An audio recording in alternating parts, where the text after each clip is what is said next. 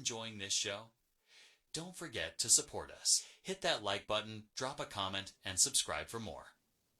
Your star ratings and reviews help others discover our podcast. So take a moment to share your thoughts. We appreciate you, and let's keep the conversation going. Ladies and gentlemen, you are listening to ADHP. That's Attention Deficit Hyperactive Politics. Will you please welcome your hosts, Doug, Todd, and Brandon.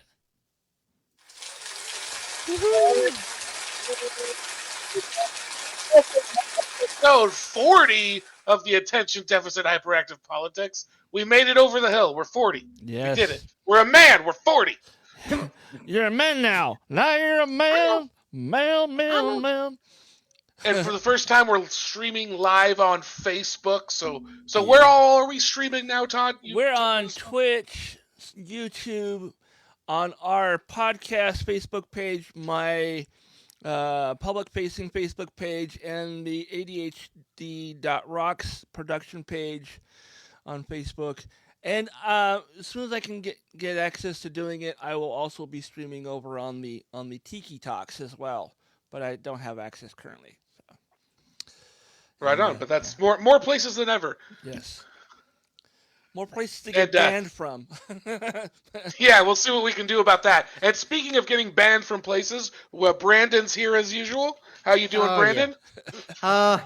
I've had a rough week or so here. You mentioned that you had, I don't know if we want to get right into it or not, but you mentioned you had like the worst day of your life.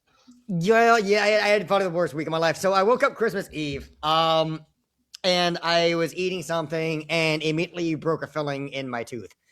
First thing in the morning. And it's a bad one. Like, I had to get the tooth pulled now because it hurts like a motherfucker and it's getting worse and worse and worse.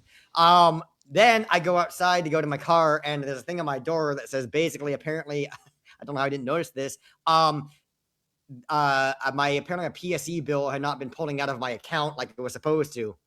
Oh, fuck. For the last couple months. So they were like, yeah, you owe us like $350 or we're going to shut your power off today. So I was like, fucking great. So then I go outside to my car and somebody tried to steal my car. What? Yeah, my window was broken. The fucking, yeah. And this is like a Darren Chase story.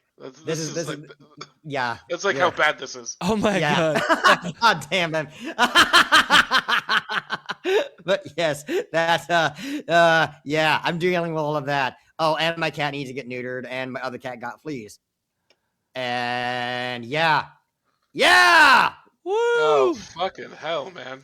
Well, I guess get a helmet. Start taking careful steps. Yeah. Get yourself a hockey helmet and a drool cup. Figure out which ancient god you offended. Yeah, all you gotta do is talk to the nearest white girl with a nose ring, because apparently they know. You've seen that meme, right? I don't think crystal healing is gonna solve this one. Actually, I know a few white girls with nose rings, and none of them are like woo like that. So, but you know what I did do in the last week since, in the last 2 weeks since we were all together, I did the podcast by myself, which it was all right.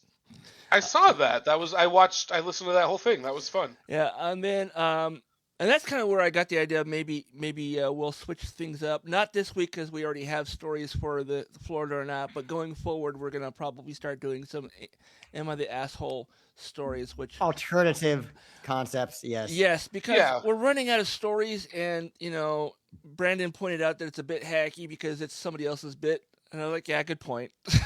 Yeah, we can start running through new ideas, and I'm down for the commentary on some am I the asshole? Some Reddit stories. And I finally got up on stage at the local and did some. Oh, did you? Did some stand up. And you should have hit me up. It wasn't like I planned on doing it. I was just one of those. Every time I go there on a Monday night, I'm like, maybe I'll put my name on this week. I got there, the vibe was really kind of chill.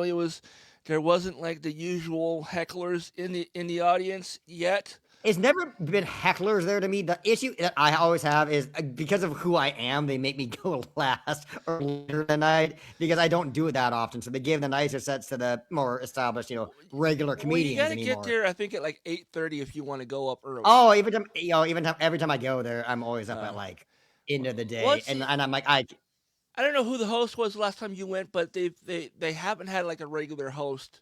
Shit. In the last the last year and a half that I've been kind of going here and there. I haven't been going every week because, mind you, most of the time I go there, it's the same 4 edgelords and like maybe 1 or 2 other good comedians who actually have funny shit to say. So I went in there. I was like, I had put some of my what I thought were my funnier jokes into a Google Doc, and I had it on my phone. I was like, if I actually decide to put my name on the list, I'll have these ready to go. And that's the first time I've ever done that. I wasn't planning on. I mean, I wanted to, but at the same time, I was like, I see how people bomb in that place. And I'm like, I don't want to do that. So I mean, you got to learn to eat shit, dude. I one time, me and another comic, we went to this. I don't even remember the spot. It was a place called Galloping Gertie's. Yeah, I remember that. Out there, and Marianne used to go there all the time. In fact, yeah. And one night, me and this other comic showed up, and it was only me and him, and we were like, "Oh, well, fuck." And we used that night to basically stand on stage for literally 45 minutes each. We didn't have 45 minutes of material, but we literally stood up there and learned to eat shit for an hour. I remember going to that place. That was a place I tried to do a NASCAR joke, and it was the wrong crowd. They were like, "Boo! Get off the stage! Earnhardt's awesome. You suck." Hey. The first time I ever technically featured for a show was at a Chinese restaurant in Silverdale. And, shit! Yeah. Yeah, we come out here though, and Tom Patton was on the show as well. And somebody I remember else. him. Holy shit! I haven't heard that name in forever. Yeah, and we get there, and they have a whole ball, a grand room with a stage and stuff, but not enough people showed up. Oh, wow. So they don't have that part open, and we have to do the show in the bar. So I literally it was my first time doing 15 minutes, and I did the whole 15 minutes, which was awesome. But my stage was literally in front of the pool tables people were playing pool. Yes, that sounds about right. The best they could do though was that when I had a joke going, they would stop and listen to the joke and then take their shot during the laughs. It was that part was kind of cool. God, comedy is just not very fucking it's not. It is not what everything people think it is. It is not a glamorous. It job. is. Yeah. The one thing that actually got a lot of applause, and it wasn't even from the audience. It was from the other comedians. Was like, yeah. I was like, I think that's my last joke. I'm gonna get off the stage because I have nothing else to say, and just because you have 5 minutes doesn't mean you have to stay up here for 5 whole fucking minutes. And everyone started clapping. Because there were people up there were up before me, because I went up 9th, and there were people that went up before me who well, I still have another minute and a half. I guess I have to stay up here. No, you don't. Get the fuck off the stage. You suck anyway. Get off the stage. Yeah. This is my time. I put my name down on a piece of paper, okay? I earned this time. Well, and the thing is this guy, he eats a shit sandwich every single time he's up on that stage. Every time. And part of his routine is he will say stupid, things that are not really funny, and then when he bombs, because he knows he's going to bomb, he, is self-deprecating, and then those are fun. The self-deprecation is funny, because he's shitting on himself. I'm a self-deprecating comic, so I'm not going to act like I'm not the exact same way. But no, he will say some seriously depressing shit. He needs therapy more than he needs to do stand-up. Let's just put it that way. That's a lot of open micers. But no, I'm just saying this guy specifically, every single time he's like, I should just kill myself. Dude, what the fuck? Go talk to somebody. Get off the stage. No, that's true. That's absolutely true. Yeah, I mean that's why comics are doing that. I would tell you the guy's name, but honestly, I don't I don't care enough to learn it. That's what's going on. Oh, I have main guns I gotta produce now. Yeah. But yeah, so that's what I did, and I don't know. I think I did okay. I actually, a couple people came over and said, "Hey, man, good job." I'm like, "No, thanks." I wasn't sure if people were actually paying attention or not, but I wasn't. It wasn't like I always plan on like maybe getting on stage, but I always chicken out when I get there. I see the audience.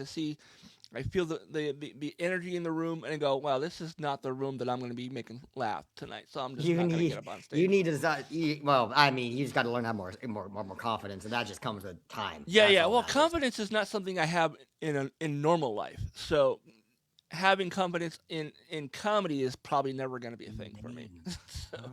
But, and your goal is just to do it as a hobby, anyways. I'm not trying to make money with it. I mean, I don't honestly think I'm not anywhere near funny enough to be a comedian who gets paid. So, at least I don't think so. I've had people tell me that they think my shit's funny. I was like, oh, thank you, but I don't see it that way. So, it's all about finding your niche.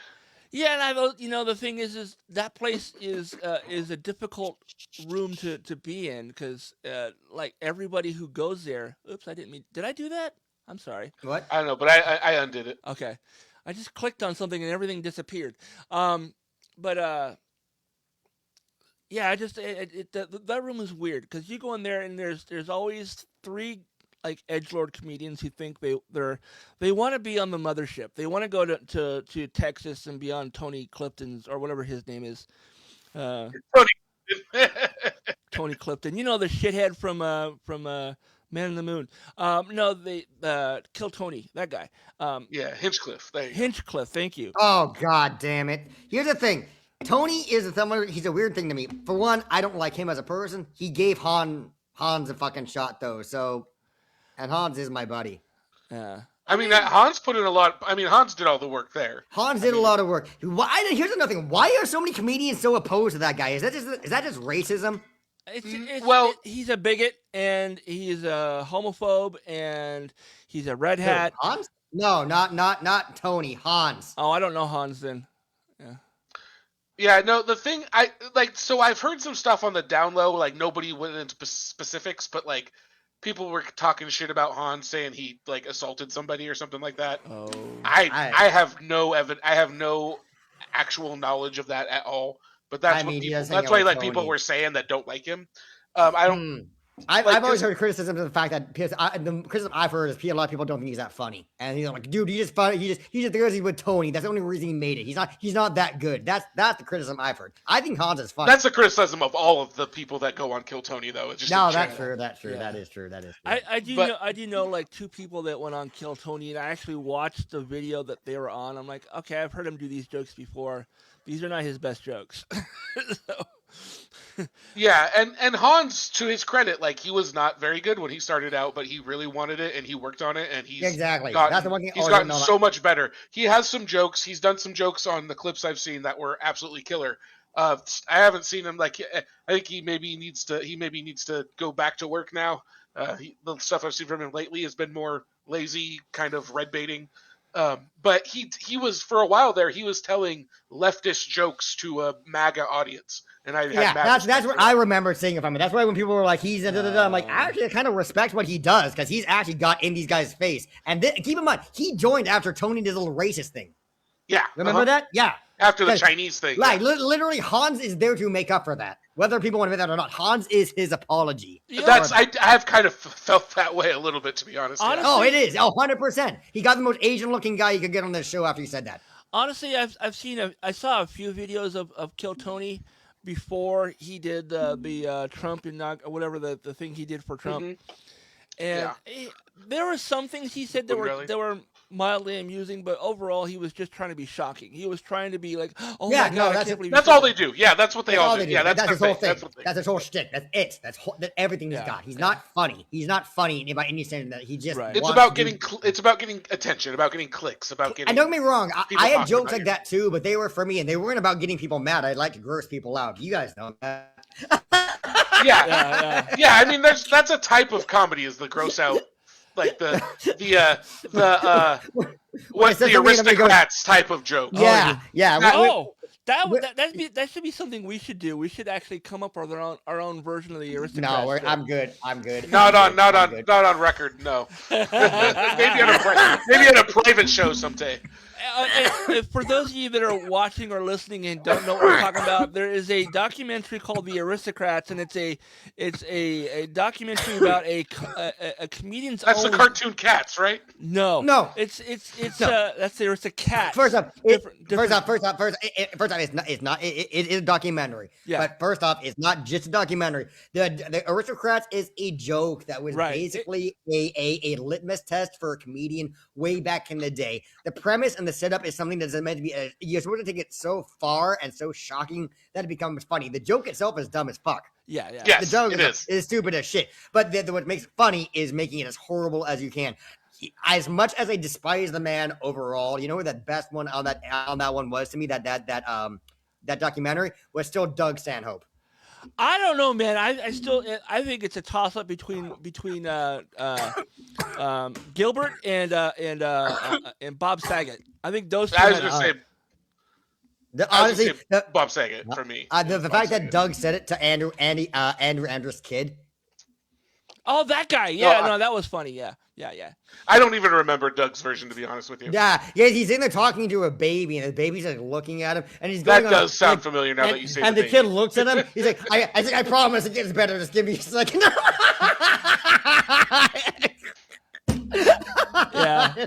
I just remember honestly, the kid, he's reading, he's telling the joke in like a father talking to his baby kind of voice, and then blah blah blah blah blah blah blah blah, and the kid's like, ooh, and he's like, I promise it gets better. That was if I remember correctly, that's Andy Andrews' kid. Okay. Yeah. So if I'm hearing or if I remember the story correctly, who was Doug's opener? Yeah. So was James Inman though, but. Are either of you guys going to see Luke Severide's show here in Renton coming up? I think in February. No, I haven't.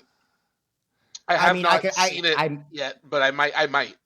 Maybe I guess I'm not interested because I think he's opening for Andrew Rivers. And I think one of Andrew's buddies is or also, vice versa, yeah. I mean, they're all like really good friends. I think. They're about the same level, to be honest with you. Andrew's got his dad's name to like. I know Andrew is a good comedian by himself, but Andrew's never gonna hurt for gigs. I don't think he got any gigs because he's Bob Rivers' kid. He definitely got respect and like advertisement. No one else would have got. He got respect from his dad's fans. He didn't. No, his dad had him on his show and stuff. Yeah, he got advertisement. No one else would have got. I don't begrudge him that at all. I don't begrudge him that at all either. But it's still a fact he did. Yeah, straight up he did. I met Bob and Spike and Joe way back in the day, back in the early 2000s, late 90s. And they were super nice guys. Bob was busy as fuck. He didn't look at me once, but he was nice. Bob was one of my teachers. Oh, wow. Bob Rivers? Yeah, Bob Rivers was one of my teachers. Yeah, him and Jim Campman, who is another legend in radio broadcasting, were my trainers in KGRG. Oh, at Green River. Oh, nice. Yeah. I didn't realize that Bob taught at Green River. That's cool. I didn't know you were broadcasting at Green River. Yeah, Bob is good friends with Jim Campman, who was a major, big-time radio producer back in the day. He was Bob's producer, and he was a teacher at Green River, and I was under him. And I was actually one of his favorite students. I actually considered going to Green River for broadcasting, but then I realized I was going to have to do a bunch of like prerequisites, and I was like, I don't want to take those classes. I just want to learn broadcasting. Yeah. So I never did. Yeah, I was gonna do communications at UW, but I couldn't ever get registered. It was always full by the time it was my turn. Oh wow, that sucks. All the prereqs. Yeah, they like English and math and shit. It's like, dude, I already have enough shit to do with my day. I don't want to have to like do classes I have no desire to do anything with, and as a result, I'm not gonna do very well in that class. So not gonna do that. Ooh, there we go. My dividends are getting better. All right. Well, should we talk about some news? Let's do that. Should. There's a couple things that I want to talk about here. Yeah, so obviously the big news this week is we are doing another Iraq. Iraq Part 2, Venezuelan Boogaloo. Venezuelan Boogaloo.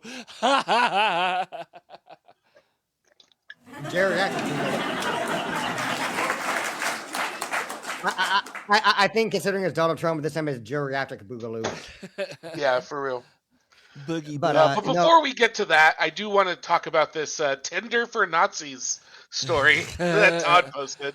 I didn't even read it. I just saw the headlines. Like, oh, we're gonna talk about this. This looks like it could be a good story. But yeah, an investigative journalist has infiltrated the white supremacist dating website White Date and exfiltrated over 8,000 profiles and 100 gigabytes of data. Photos and other sensitive details have been made public, and the full White Leaks data is available to journalists and researchers, so it's not available to the open public. But if you go to this DDoS secrets website, and apparently you have to have the right credentials, you can get access to this info. The data includes highly sensitive and detailed self-reported information, usernames, gender, age, location, that sort of stuff. The kind of stuff you put on a dating app. And notably, the data set also contains photos along with metadata that reveals precise GPS coordinates, timestamps, and other identifying details, device information. Practically hands out home addresses, they say. Oh, shit. Jesus Christ. Well, that's why we are passing it out to everybody. Yeah, that's a good idea. Yeah. One of the profiles says, would like to find a woman who understands the value of nation and race, seeks the truth. Oh, shit. Oh, God. How am I still single? You're not being supremacist enough. Well, I think the reason self-supremacist. I think the reason why a lot of us are still single is because there's assholes like that in the world, and they're making the rest of us guys look bad. No, I'm an asshole by myself. I'm gonna say it's my fault. Yeah. Brandon's a terrible racist. Yeah, that's true. Against white people. Yeah. You know, only the bad white people. He doesn't like intolerant people and the Dutch. Right. There's only two people I can't stand: people intolerant of each other's cultures and the Dutch. Glad you caught that. Was like one of my favorite lines. Oh yeah, I love that movie. Yeah. Dude, so honestly, my favorite scene in that movie is always going to be Fred Savage. The mole. Mole. Is that the first or the second one? That was the second one. Yeah. I want to grab it in your face, rip it off, mash it, make guacamole out of it. Oh man. So this activity is actually a example of a good use of AI. As skeptical and suspicious as we are of AI, what the journalist did was create fake accounts on the platform, driven by a large language model. She used Olama, and which has come up in actually other stories we've read for these kind of actual good uses of AI. The bots were so convincing they bypassed the verification process and were even verified as white. Oh wow! So some of their most dedicated Aryan suitors spent weeks chatting with chatbot-trained profiles that were monitored by the journalist. That's funny. I love it. That's so fucking good. So I hope people, I hope journalists are using this database to kind of cross-reference notable public figures and see if they're showing up in this. Kind of what I was thinking. I mean, that's what we want to see from this, and there's no information in this article as to what other journalists may use this for. So this is just about it existing. But it just came out on the 2nd, 2 days ago. So, by the way, we're recording this live on January 4th, 2026. A whole new year, a whole new world. We're at war with Venezuela, and we can go to that story now. A whole new world.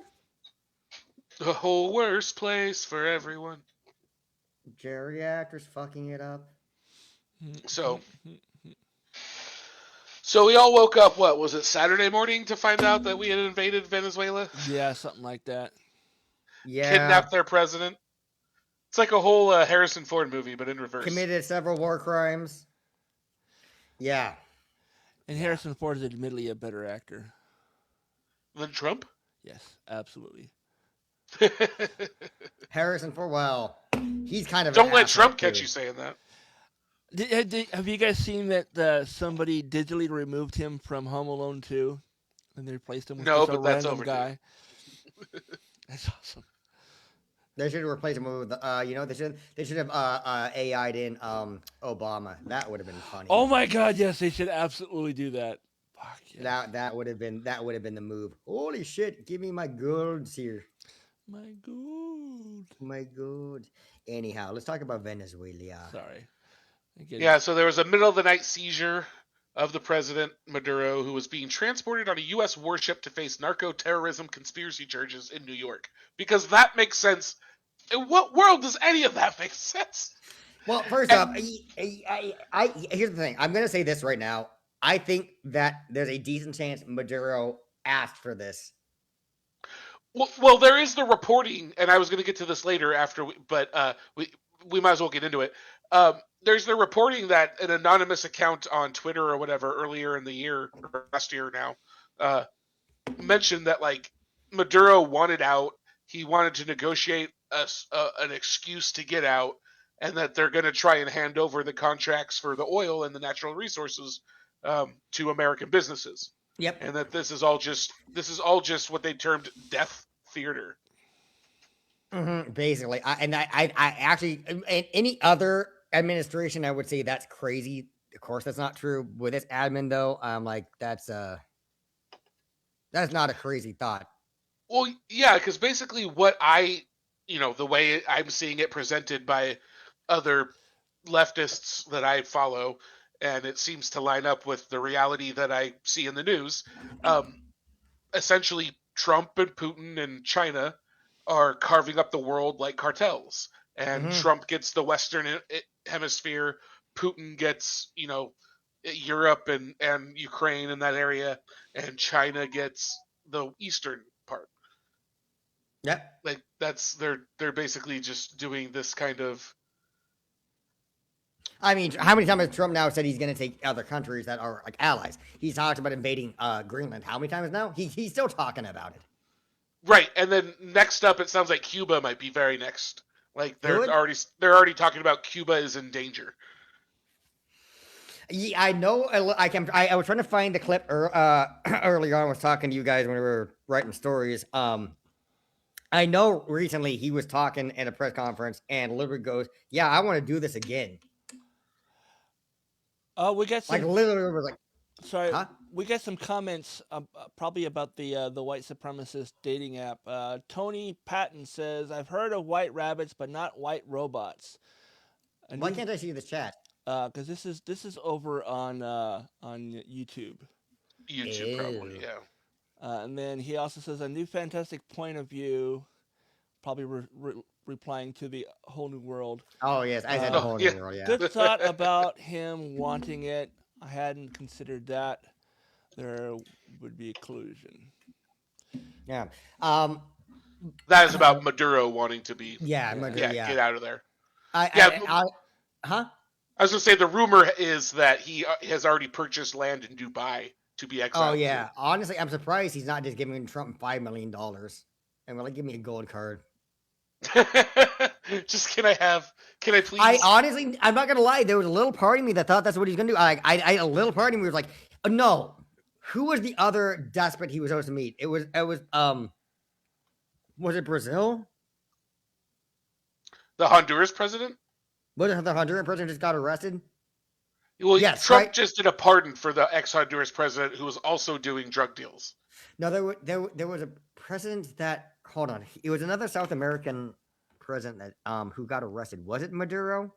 No, I'm trying to remember this. There was somebody recently. Trump was supposed, during a press conference, he let slip he was supposed to meet with them, and then the reporter goes, "Oh, you talking about Bolsonaro?" Yes. Yeah, he's been ousted and convicted in Brazil. Yeah, that's it. Brazil. Yeah, that is right. It is Brazil. Yeah. So, Brazil or Argentina? I don't know why I conflate. I mean, I can't remember either. But yeah, he basically I'm pretty sure Trump was going to do that with him. I'm 90% sure Trump was going to do that with him. That he was literally waiting. Yeah, Brazil. Bolsonaro was Brazil. Bolsonaro. He was gonna come over. He's like, look, he did nothing to me. I think he's a good man. He's the greatest man. I'm gonna let him go. He's an American citizen now. Thank you. That's what I expected him to do. But why live in America when you can live in Dubai? If you got the money. I don't know how. If you're a corrupt kingpin looking to live in exile, you don't want to live in America where someone can get you. That's true, and someone probably would get you out here.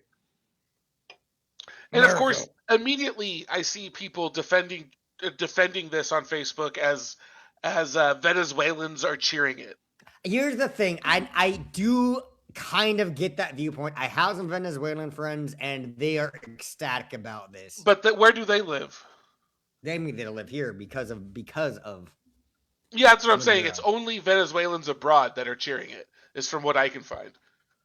No, there's a lot. Apparently, so I was talking to Venezuelans today online. Actually, I was today or yesterday, one of these days. And they were showing videos of why Maduro needed to go. He's still trying to do it right now to try to control the outcry to let himself get as clean get away as he could. But he they hired gangs to run around and kill people in the street if they felt like they even looked like somebody was going to vote against them. Literally street gangs, literally the mob. He is who he would hire to go out there and literally hey, what are you doing? Maduro's definitely a bad guy. Definitely. I don't think we in the West understand exactly how bad he is or was. There's a lot of Venezuelans really who are happy. I've seen a lot of Venezuelans videos of Venezuelans over there that are happy. Yeah. Honestly, the videos I've seen of Venezuelans supporting him over there, they're the ones to me personally, that look forced and these are actors. Tony says exiled Venezuelans are the only ones he's seen cheering it. And why would you get exiled? Because you had your own fucking point of view? Well, you were enemy of the state for some reason. Yeah, you weren't with the socialists. Exactly. And here's the thing: I'm a socialist. I'm not a tanky. Yeah, but the thing is, though, it's sort of also if Barack Obama had been brought up by charges and captured by the World Court or something when he was president, tons of conservatives would have cheered that too. But ultimately, I think the Venezuelans in Venezuela don't like America coming in and doing anything like this when it's ultimately their country to.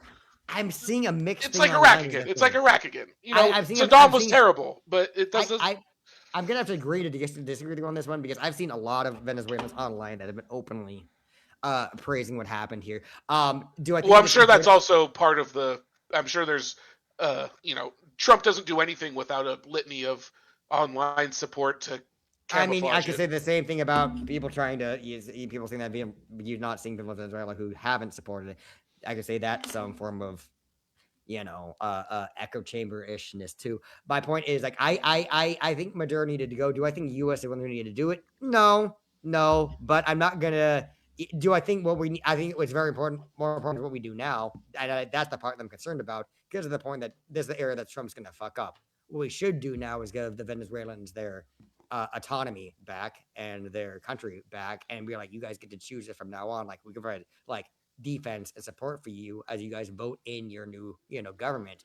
But we all know that's not what Trump's gonna want.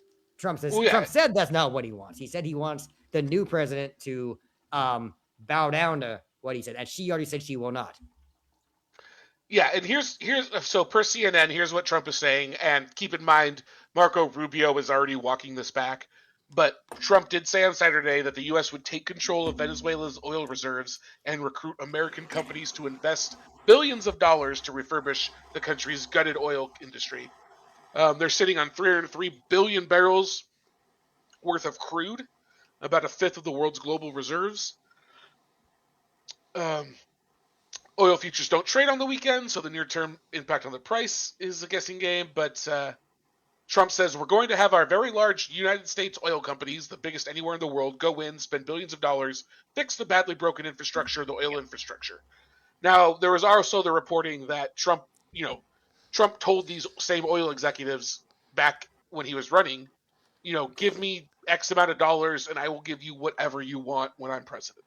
And this is 100% part of that deal. And like, however bad Maduro is, it's not our business to just go in there and throw him out for the sake of trying to get their oil. Like that's the bottom line. And if there was a humanitarian effort here because Venezuela is just that bad, then it needs to be an international coalition. Oh, obviously, I agree. It should have. That's the way it should have been done. Like the way we did it was not. I mean, it can't be a unilateral Trump decision from this incredibly unpopular president during a time of high controversy, where it's like, what's the is this a distraction from the Epstein files? Is the Epstein files an excuse not to focus on? Is the Epstein files why we didn't see this coming? I don't know. What's the distraction? What's the meat? It's all bad. It's all fucking shit. I did go through these photos that are people reacting to the capture of Maduro. Everything is. We've got Lima, Peru, people celebrating it.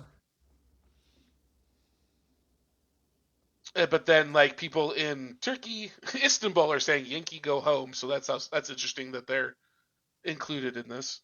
It's also interesting that they're especially considering the fact that fucking Erdogan is basically Turkish Trump. Yeah, and then Barcelona, Spain, and in the photos in Venezuela are of supporters of Maduro, but again, you could, like you're saying, those could be props. And he, but like, I wish I had saved the video. I could literally show you videos of these guys shooting people down, and like these gangs shooting people down the street, like literally try to stop cars, and they'll look in the window, and if they don't know the way to look, they'll just start shooting into the window, and people are like, what's going on? Like they're literally trying to stop people from voting or protesting or anything. They want to keep people in their house and under Maduro's, like, even though Maduro gave up power, they're trying to pretty much extend his power out as long as they can. Yeah, no, you're saying that's what's going on right now? Yes, I've seen videos of it. Since he's been taken, it was in Caracas. The videos I saw. But you're saying this is in response to him being taken. This is what the people in the vacuum. Here's the thing. Yes and no. This is not the first time he's done this. He does this every election. This is a regular thing that he does. Whenever he wants to push people down, he uses the gangs. This is not an abnormal thing for a lot of despots in the world. The other person who does this a lot is Putin. Yeah, and I'm not trying to say none of this. I'm not trying to say Maduro doesn't do this and Maduro isn't like an extremely bad guy. He needed to get out, and also he got him, like, even Venezuelan, like, none of the rest of the world like acknowledged Maduro as a legitimate president. He stole his elections openly. Like that last election, he quote unquote won. Like, he was never recognized by the rest of the world. Everyone so why do you suppose Trump couldn't get an international coalition in favor of doing this then? Because he wanted to alienated the whole world for the last. Honestly, you're right on that. I actually personally think that this is about more a show of force towards Greenland and Canada, and to see what he can get away with. Well, it's a first mover advantage type deal. Like, I've done it. What are you going to fucking do about it? Yeah, I think he's trying to see how far we could push this, because honestly, he's talking about Cuba, but really, I think who his message is to is Canada and Greenland. So I also have a story here about Trump's response to the interim leader of Venezuela. So apparently he said she is going to pay a very big price. President Donald Trump. Yeah, go ahead. I was saying this earlier, how that she said she's not going to bend the knee to him, and he's pissed off about that. Yeah, so President Donald Trump laid out a stark warning to Venezuela's interim leader, Delcy Rodriguez, telling The Atlantic that if she doesn't do what's right, she is going to pay a very big price, probably bigger than Maduro. Jeez. So that's just openly threatening the leader of another country. A democratically elected leader of another country. And she had been serving as Venezuela's vice president under Maduro, and the country's Supreme Court declared that she would immediately assume the role of acting president after Maduro had been brought to the U.S. So Trump's comments mark a shift in rhetoric from a day earlier when he told reporters that Doug? I'm sure that Doug to perhaps signing over the contracts that we lost you for like 30 seconds there. Oh, what was the last thing you heard? what she was about to say. So Trump said if she doesn't do what's right, she's going to pay a very big price, probably bigger than Maduro. So basically, he's openly threatening the democratically elected leader. The country's Supreme Court declared that she would immediately assume the role of president. Yeah. And this is this is a shift in rhetoric from when Trump told reporters that that Rodriguez had a gracious conversation with Rubio. Here's another thing I keep thinking about in this whole situation too is I actually genuinely think that the Venezuelan military might have asked the U.S. to intervene. I mean, there's no reason not to tell us that if that's the case. Especially Trump, I think, would want to. I think maybe because the Venezuelan government doesn't want to let. I'm going to wait on this one. This is exactly like when you were like grabbing those ships out of the ocean, those tankers, quote unquote. Like there was too much weird. And you know me, I don't normally like conspiracy theories, but there was too many weird things about that story to the point where I'm like, I'm not gonna make a call on it until I hear more like solid info. You know. Like when we were taking those tankers, one of the things that was a fact that was they were flying under like the wrong country's flags. Like they were claiming to be Guatemalan ships or some shit like that, and the Guatemala straight up said they're not ours. So I do think what we were taking there was Putin's ghost fleet that were giving nuclear bullshit to North Korea and other countries they weren't supposed to give it to.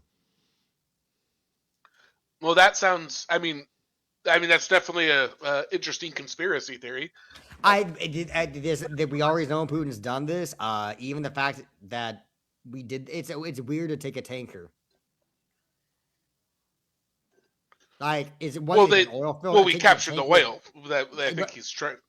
I mean, it's a fucking tanker. It's not that much oil. It's not worth getting into that much shit about. That being said, like I said, we know Putin's got his ghost fleet. That's not even a conspiracy theory. Like, we know it's out there. He's moving shit around somehow, you know? Yeah, I wonder how much of it is actually left, though. And after, I mean, he's not going to be using the Ukrainian shit. So, well, he's not using his own ships. He's going to be using other ships. But the point is, they're going to be flying underneath everything. You know, false flags. I mean, he's.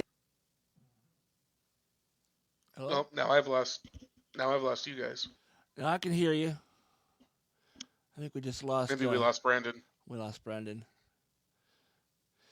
I'm back. There we go. Cat step on your keyboard. No, I moved my microphone. I need to get this shit set up better. But yeah, but what I'm wondering is what would we need to find out? Like how would we even know if that's what this is? If it is, I feel like this would be one of those state secret things we would never know, because they're not going to tell people that. That's something that's be so like potentially damaging to every single side. That is one of those few things I'm like, they probably would not say that. They'd be like, "Yep, we just took something y'all don't need to know. Don't worry about it." I mean, the fact that we've ultimately did attack Venezuela and kidnap their leader, and now we're trying to divvy up Trump's essentially admits it's about oil, right? We have a PBS story about that admitted as well. that he want. Yeah, Trump literally the other today was like, he admitted that he wants to get back oil or land rights from Venezuela from the, what was it called? I am not great on my history down there.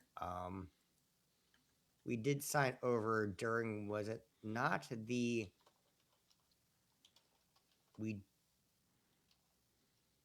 return? I'm not sure what you're talking about, what you're referring to.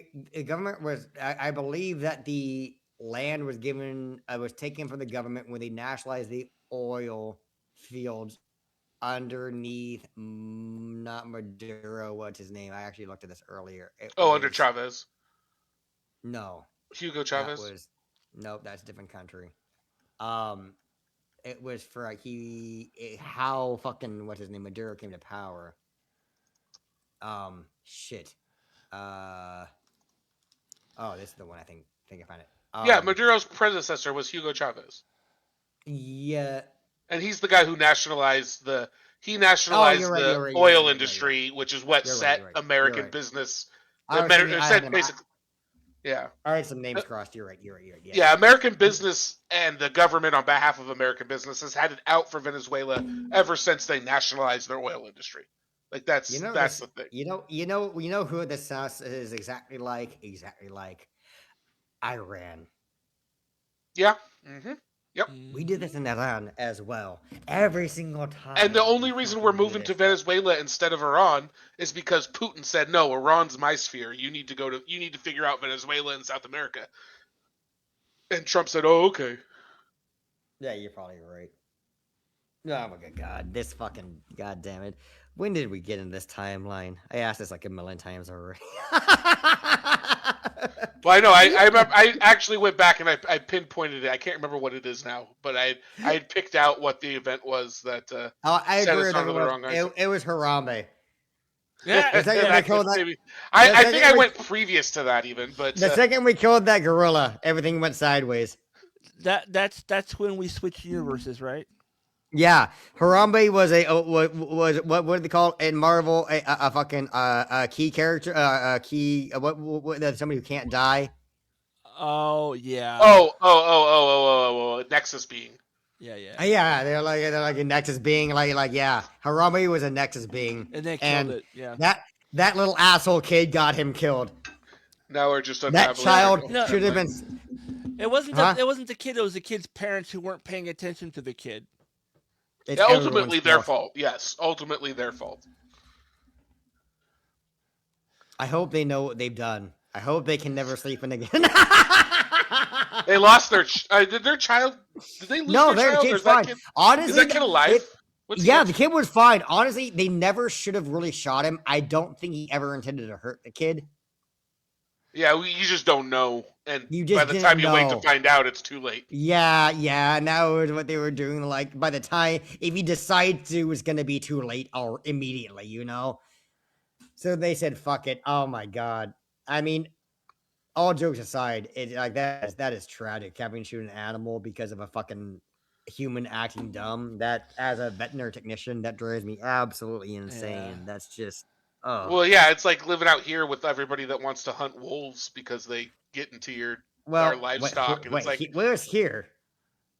Out in Washington State. There's no wolves in Washington. Coyotes. Yeah, there are. He's talking about coyotes. Well, there's coyotes too, but there are wolves. Yeah, there's wolves out on the Olympic Peninsula and the North Cascades. But we have farmers that want to hunt them because it's hella illegal.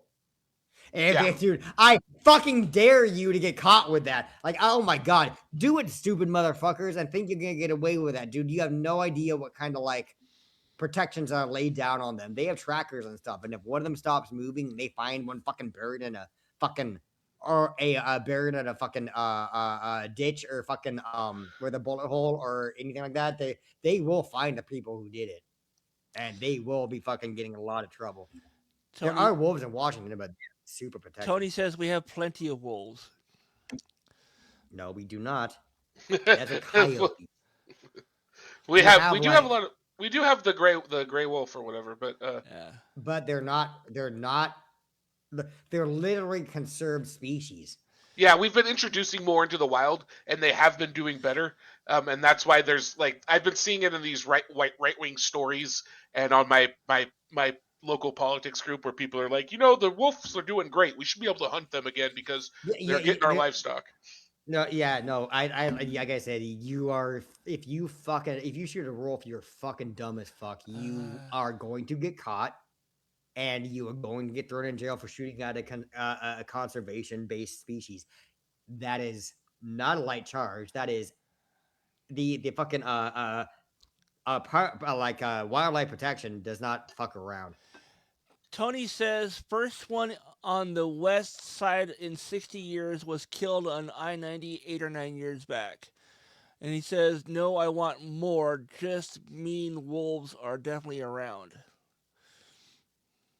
Yeah, no, wolves are around now. And absolutely like that. And honestly, the fact that the one got killed on the highway is just proof that they've been there. Not every wolf that crossed over is going to get hit by a fucking car. All that right, exactly. That's what he's just saying. I think he's just saying that they are here. He also just said the state is glad. fighting to reduce grizzly bears to North Cascades.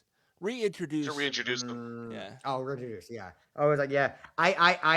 We have fucked up nature so bad. I mean, I'm a veterinary technician, so you guys know how I feel about animals. Here's the thing: I'm not against hunting for like food.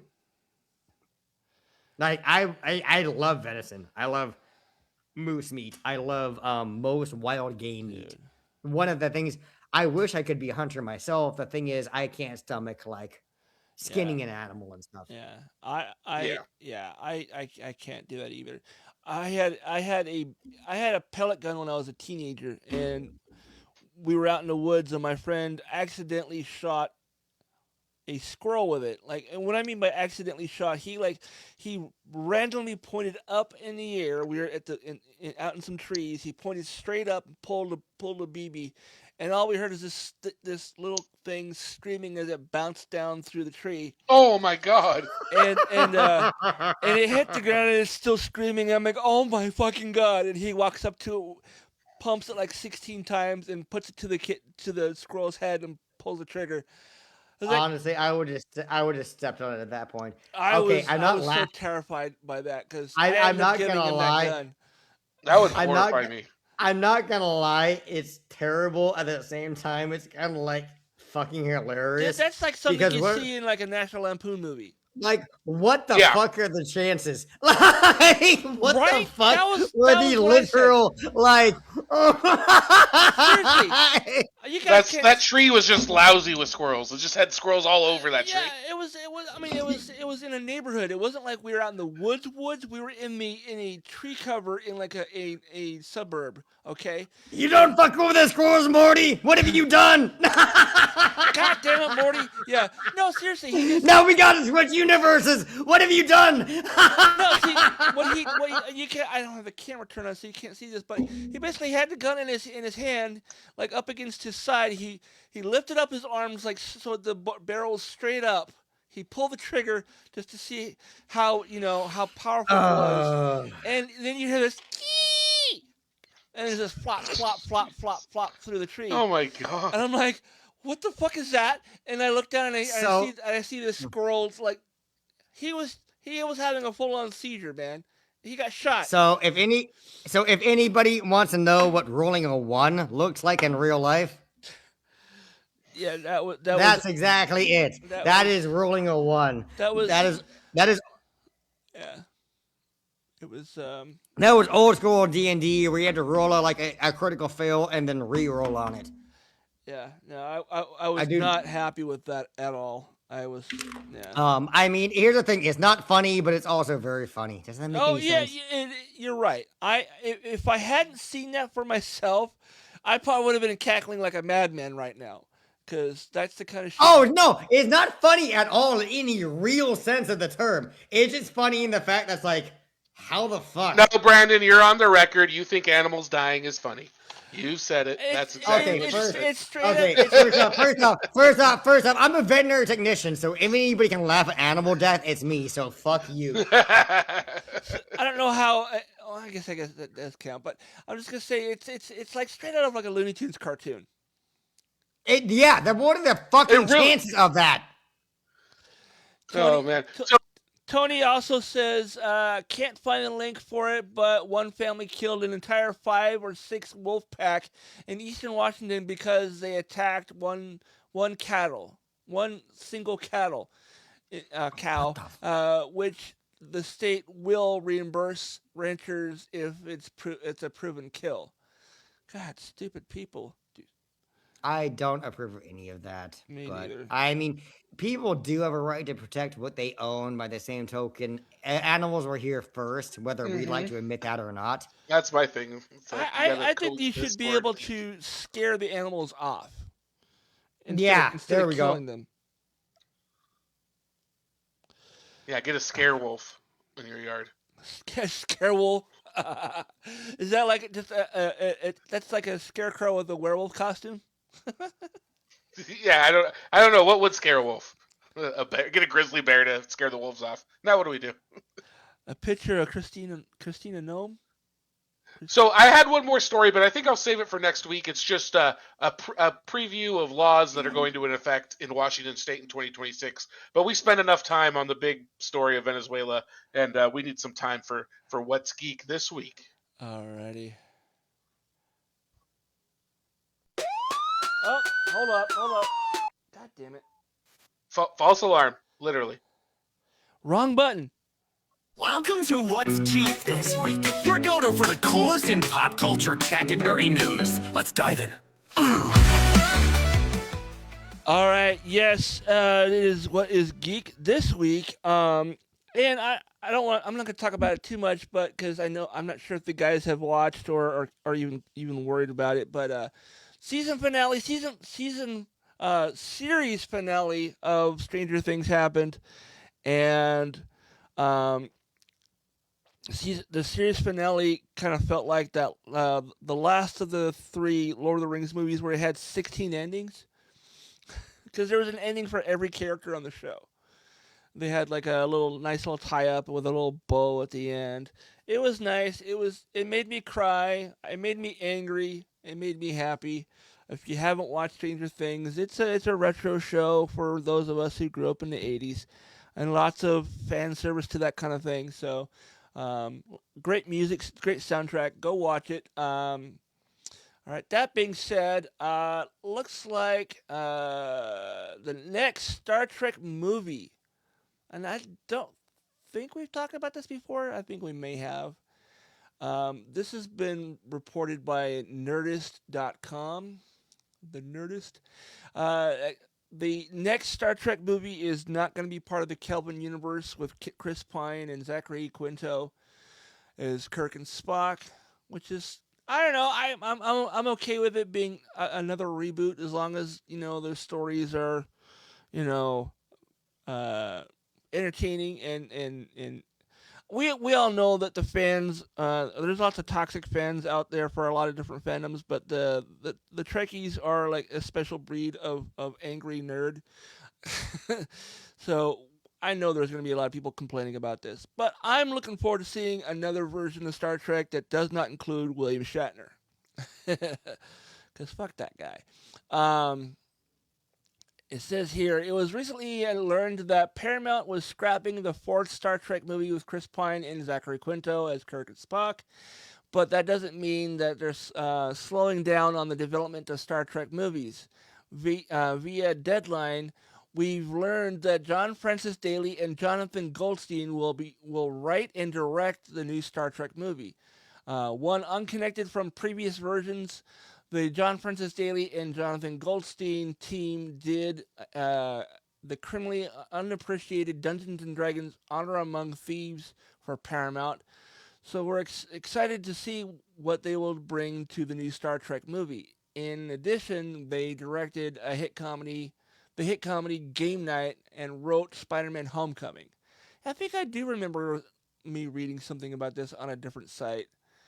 But yeah, I don't know. What do you guys think? Are you at all interested in Star Trek? I am not a Star Trek guy. I am interested in the Strange New Worlds show. I am going to watch that at some point. But I love the lore of Star Trek, but I hate the shows typically. Honestly, the only show that really got my interest was Next Generation. And then I liked Strange New Worlds and I liked Discovery. Those were really good shows. The other ones I didn't hate, but it wasn't like I didn't get invested in them.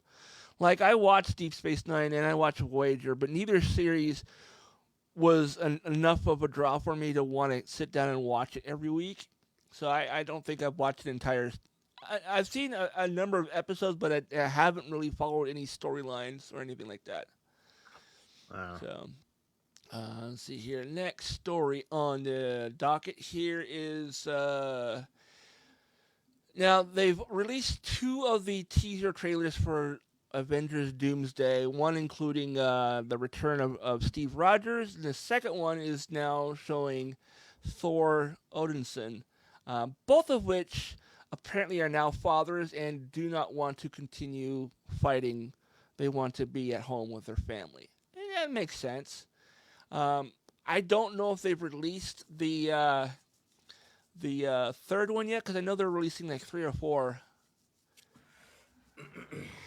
Okay, Tony, calm the fuck down. I do like Lower Decks as well, and Deep Space Nine was okay. Now he's yelling at me. He's calling me a blasphemer. Huh? Like what? Who? Sorry. Who are you talking about? Sorry, no, I'm sitting there watching. I'm watching the chat as well as I'm reading this stuff, and he was like, "No, but Deep Space Nine, so is Deep Space Nine. You blasphemer." I was like, "I didn't hate it. I just didn't. It didn't pull me in." Is what I was saying, Tony. Calm down. All right. Sorry, I got distracted by Tony's comment. Let's get back to this. So yeah. What were they? Oh yeah, and then so yeah, there's rumors that the next teaser trailer for Doomsday is going to include either the X-Men or like old school Rage Hulk, not the Smart Hulk.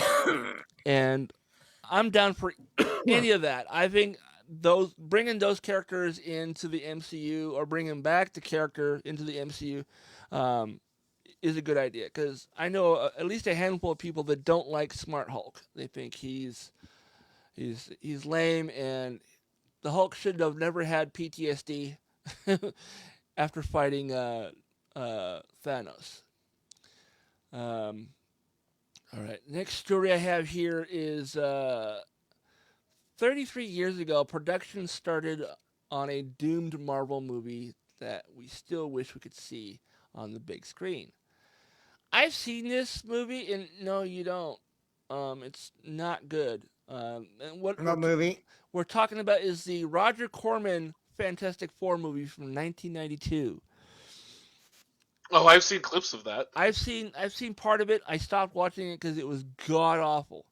And the only reason why they made the movie is to keep the license, so they could do it later. So. But this is what it says here on comicbook.com. Hollywood is full of almost and might have beens. For every movie and television series that makes it to the screen, there are numerous others that don't. Sometimes they are projects that simply never make it out of development. Other times, there are projects that die during production or are shelved right at the finish line for various reasons. Batgirl. Excuse me. So, yeah, and he mentions Batgirl. They decided to use the film as a tax write-off, Batgirl, and then there's the film that was on the cusp of release when the whole thing was stopped from being released, and has since become something of a legend of superhero cinema. And the journey started 33 years ago on December 28, 1992. Roger Corman started principal photography for a Fantastic Four movie. Let's see here. And then under the direction of music video director Ole Sasson. I think I pronounced that wrong, but okay. It would last between 21 and 25 days and was shot on the Concord Pictures soundstage in Venice, California, as well as a few other nearby locations, most notably the former Pacific Stock Exchange building in downtown LA. Okay.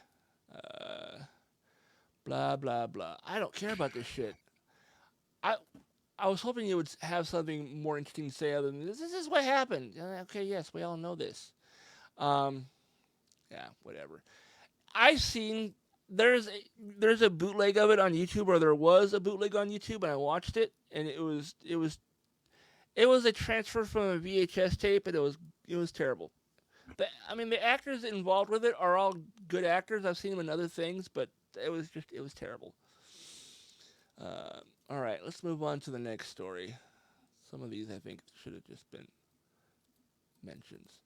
All right, I already talked about finale for Netflix, Stranger Things. So 23 years ago, Nickelodeon canceled this cult classic. Can you guess what it is, guys? Oh, I'll try. You got some hints? It is an animated series that was Invader Zim. Yes, It was intended for kids, but like it didn't catch on with kids. The adults did love it though. And, Shut your noise tube, Taco Human. I never watched it myself. Oh my, Brandon, I think you would enjoy the show. Probably. It was. I mean, it was clearly done by Nickelodeon just by the graphics alone, but the silliness and just the bizarreness of it was hysterical.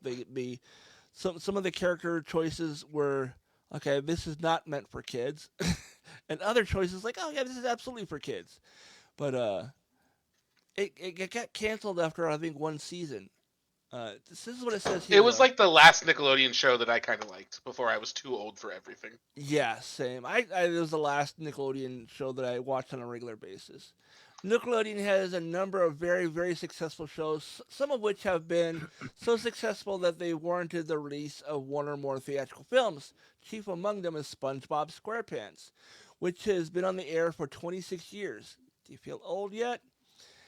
And has been popular enough to lead not into one but 4 feature films, 3 of them theatrical, including the newly released SpongeBob blah blah blah. I don't want to talk about SpongeBob. But giggling Sponge isn't alone. The Rugrats also big enough for the fan blah blah blah. SpongeBob, okay. And the Wild Thornberries. But there was also plenty of Nickelodeon shows that didn't take off as intended. The most famous of these, given its rabid cult fan base, is Invader Zim, which was unceremoniously canceled after a single season back in January of 2002. Yet there were already some season 2 episodes produced. Only one of them made it to air at the time. Let's unpack why that was. Because it wasn't really designed for kids, I think, is a big thing. It was definitely, some of the jokes, I think, would have gone way over the kids' heads. Plus, I don't know, there's so much about the show I loved, I can't really, like, narrow down one thing. Yeah, it was one of the most shows for me and my friends. Like, Gur is, like, Zim's, like, robot minion. He's like a... I'm going to sing the Doom song. Yeah. And there's like, hi, cows! Yeah. Yeah, Gur's like my spirit animal. If you know the character, you'll understand. He's basically the most hyperactive. He's the embodiment of ADHD if there ever was one in a cartoon form.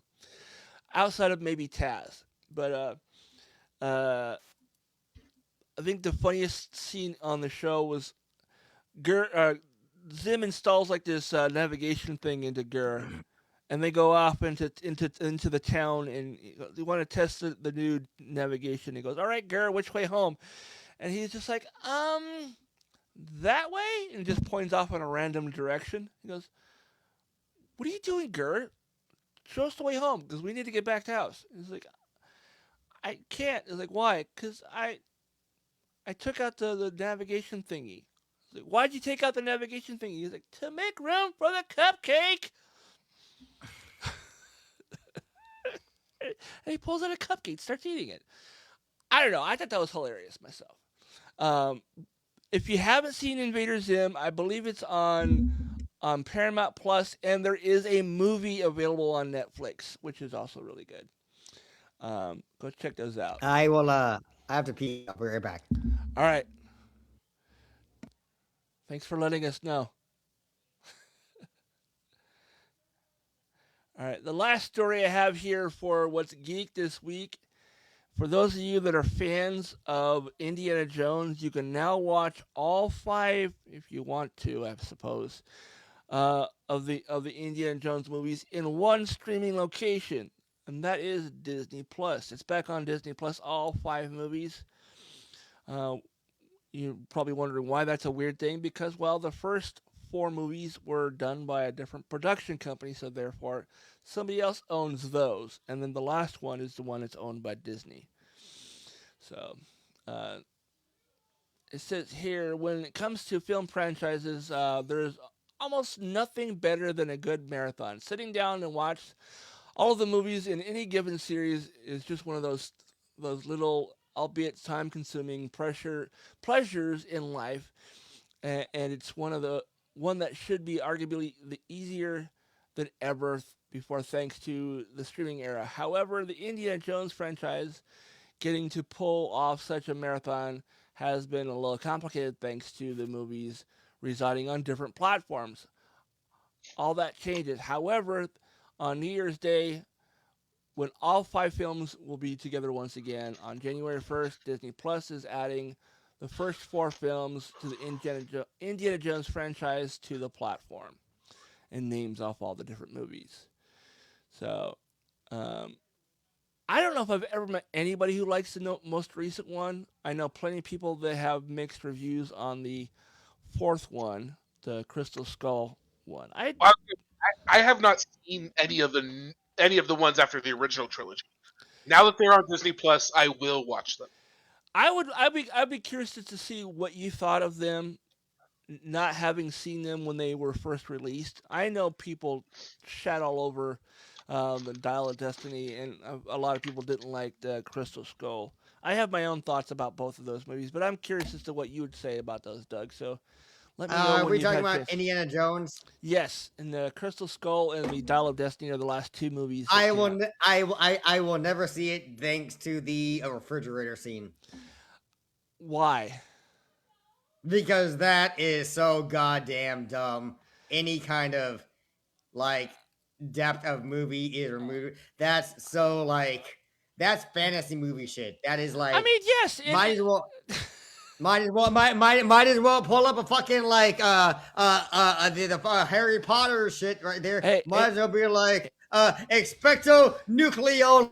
And I mean, it is Saturday morning serial type stuff. Yeah, it is that old 1940s. It is a fantasy series, and not to burst your bubble or anything or spoilers, folks, but it does involve aliens in that movie. So I know, and him surviving a nuclear blast inside of an old refrigerator is the least of the fucking fantasy. That doesn't make it. You realize that doesn't make it any better. They use that in Fallout too, though. It's just a trope.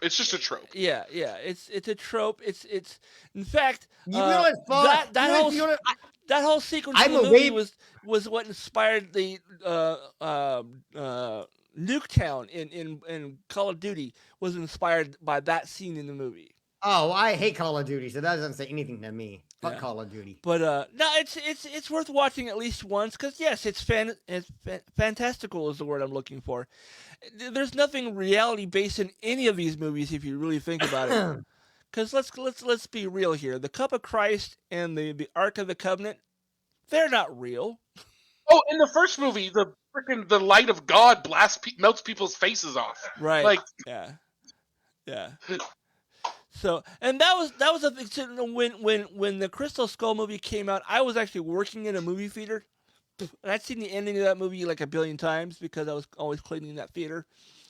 And I was like, this is the most ridiculous ending to an Indiana Jones movie ever. But that was before the Dial of Destiny came out. That they showed you. Proved me wrong. And they didn't even have to have Shia LaBeouf to make it suck. But yeah, I do look forward to kind of hate watching them. I expect to not like them, but I do look forward to finally not having to pay other than my I would just go in expecting to be entertained, not being like you like it or you hate it, just entertained because they are entertaining movies to watch. As bad as they can be, they're still fun to watch. Yeah, I don't want to give away anything in those movies because I honestly want to hear what you have to say about them after you've seen them. But I think that right. Well, I don't know how soon that's going to happen, but I'll let you know when it does. Yeah, get to it, Doug. God damn it! You should have watched it yesterday. All right, so that is God damn it, Doug. Get your bitch ass in the kitchen and make me a pie. Name is Guinness pie. It's Mac. Oh, what's what I want? God damn it. We're all doing our best. Anyhow. My cheek hurts because I bit my cheek. I can't do that impression well. Yeah. Anyhow. Next story.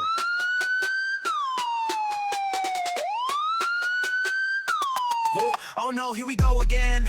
A barefoot guy robbing a gas station in the name of Gavin Newsom. Call the police, arrest the Florida man. Is it Florida or not? Is it Florida? All right, Floriduh or not. So I have 2 stories, and I think Doug has a couple stories. I'll let you go first, Doug. Doug? Doug? Did we lose him? Hello? Oh, he's still on the call. Oh, he's muted himself. Maybe I'll go first. Yep, go first. I'll bet something happened. Yeah, you go first. Yeah, all right. All right, I'm back. I was like, Doug, are you okay? What's going on, Doug? I was gonna let Doug, you okay? Yeah, no, I have 3 stories, so I will go first. All right, go ahead and go makes first. sense. And unless you have a repeat. Oh, well, Okay. I lost one of my stories, so good thing you have 3. Oh, nice. All right. So, this man catches fire in effort to stay warm on New Year's Day, police say.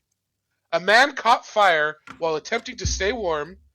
They responded to a fire in a wooded area on January 1st. Excuse me. Ooh. A bystander helped put out the fire on the man's clothing, and he was transported to a medical facility for treatment. So he lit a fire in the woods to keep warm. The fire quickly grew, and the man's clothes caught on fire. So as the old saying goes, build a man a fire, warm him for a night. Set a man on fire, warm him for the rest of his life. You know, it's funny. My friend and I made that same joke in high school. Yes. Okay. I found the same story on a different site, so I'm going to update the links. Man light someone else on fire. Well, Self on fire. Self on fire. Then once again, that doesn't give me a lot to work on. That could be It doesn't. No, it doesn't help. I think it's probably I'm gonna say yes. It's Florida. Brandon? This is such a 50-50 for me because this happens all over the world. But where would you be cold on New Year's? Where would you actually be cold and need to build a fire? No, that'd be. I'm gonna say not Florida, just to be like divisive. Both. It is. Oh, are you gonna change your mind? No, go ahead. No, I was clicking on the other link, and the other link is gone too. So I'm gonna see if I can find that story as well. It is Longwood, Florida. You would put them both on the dock. So. Let's see.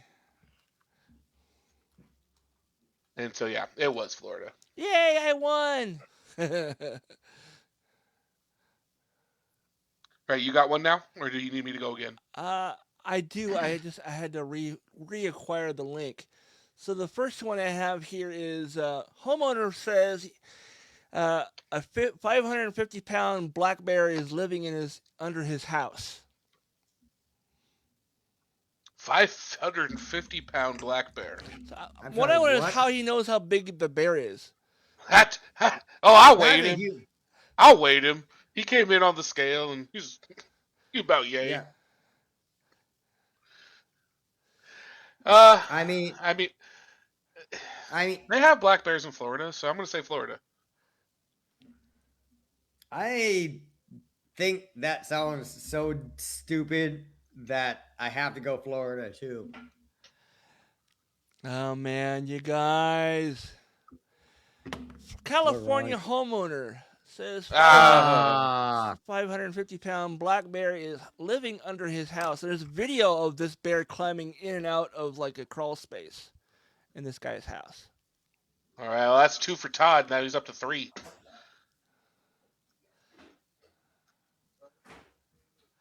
Let's see here. Do you have more with that story, or do you want me to do my next one? Go ahead and do yours. All right. Here we go. This is going to be naked with only a face mask. Man was arrested for robbery.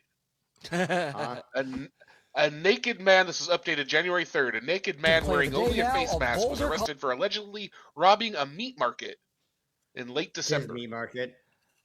On December 23rd, officers arrived at BJ's Meat Market, where employees informed them BJ knew exactly what he's doing. His name isn't even B or J. The guy who started it, his name's like Alfred Williams. He's like, I'm going to go with BJ for the meat market. Yeah. He informed them of the man's clothing status, and authorities began reviewing security footage. Oh, we got to see the naked man. Nope. Upon arrival, officers made contact with store employees, determined no one was injured, and immediately began gathering information. He refused a breathalyzer test, and they found clothing and other property related to the incident on the scene. He was transported away for medical evaluation, though it's not clear why, the story says. Not clear why, huh? Really? Yeah, so where's BJ's Meat Market, guys? Down south. I'm gonna say that. I'm gonna say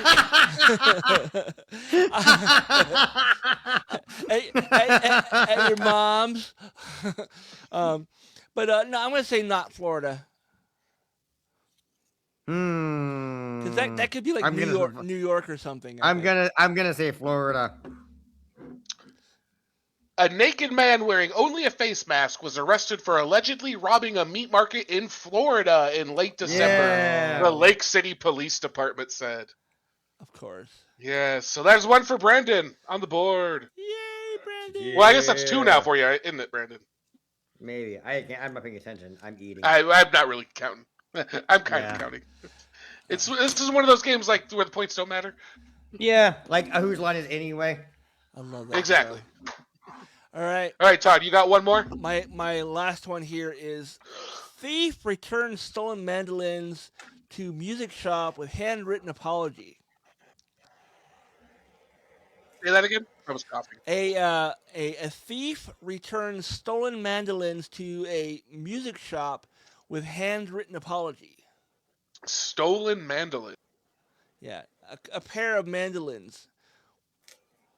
It says, a drunken thief returned 2 stolen mandolins to a guitar shop with a note that attached that channeled their holiday spirit. On December 26th, this music shop announced that it's on social media that 2 previously stolen mandolin instruments valued at between $3,000 and $4,000 had been returned to the shop. The thief also apparently slipped in a handwritten note that says, sorry, I've been drunk. Merry Christmas. You're a good man. That's... Oh, I gotta go. Right. You go first, Brandon. You go first. I'm being not Florida because mandolin. Not Florida. Yeah, they call those fiddles in Florida. You know, there's something so feminine about a mandolin. I'm going to say Florida. Just because, yeah. Thief returns stolen mandolins to New Jersey music shop with handwritten apology. Oh, there you go, Brandon. Mm-hmm. Nailed it. All right, that is it. All right, I got one last one. Okay. Closing out the game. This is probably our last game of Florida or now. For a while, anyhow. We'll do something else next week, and yeah, you could always cycle it back. It could make a surprise appearance. Oh yeah. But the last one for now. Here we go. They are suing a steakhouse after suffering severe bodily injury when toilet they were using shattered beneath them. What the fuck? So they're suing a major steakhouse chain after one of the restaurant's toilets shattered while they were using it. Yeah, they said in a lawsuit that the incident it unfolded during a visit to the Outback Steakhouse. Outback. Oh man. I mean, how fat do you gotta be to destroy a porcelain throne, right? What did you eat at that point? So according to their attorneys, they were using a handicap stall during the meal. Of course they were. When the seat collapsed beneath them, causing them to fall to the ground. Oh my god. So not only did they break a toilet, they broke one for handicapped people. Good job.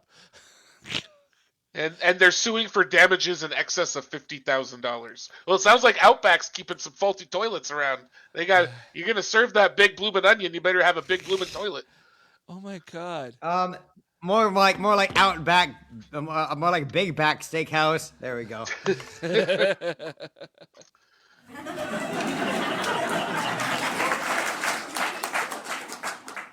You know what? I'm gonna say that's Florida. Somebody showering a toilet is Florida as fuck. It is Florida. Yes. All right. All right. So I think you guys might have tied. You guys are both our winners. Yeah. Yay! All right. Hey, Tony. Thanks for watching today. And thanks for Shannon for watching over on Twitch. And anybody else who's watching on live, thank you. But I only know that Tony's been thanks here to everybody. Tony's been commenting, and I know Shannon's watching because I sent her a link. But yeah, hopefully maybe some more people are here thanks to Facebook. And if you haven't already, please leave a review for the podcast anywhere you listen to podcasts. Leave a like and a comment if you're watching on Facebook. Interact with us as much as possible. It helps the show, helps us get some viewers. We'd love to have more. yes. Listeners, viewers, whatever you want to call yourself. He says, I often do. Thanks for being here to listen to. You're welcome, dude. Oh yeah.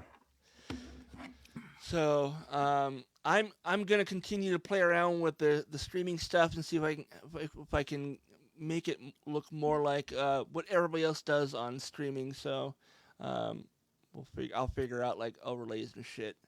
I think I already have a intro song already set up for Am I the Asshole? So we just gotta figure out. We gotta pick some Am I the Asshole stories for next week. And then we'll figure out which one we're going to read. Because I don't think we need to do more than one per episode. Totally with you on that. So. Yeah. Right on. Well, everybody can tune in next week to hear what that sounds like. All right. Yep. Bye. All right. Thanks, guys. Bye. Ah.